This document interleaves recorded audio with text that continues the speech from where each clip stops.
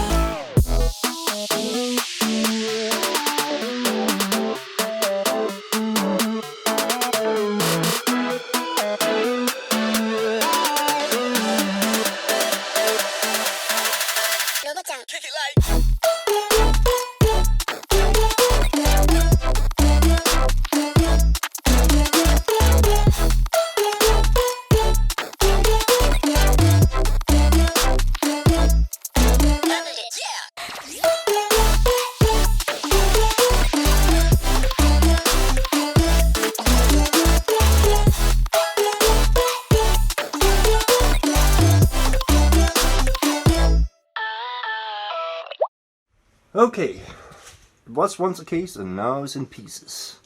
Here we got the motherboard swell and what I'm gonna be using with the motherboard swell itself, of course, obviously. Still need to figure out I'm gonna keep it like that for a 120mm fan, but I'm a little bit unsure if I want it or not.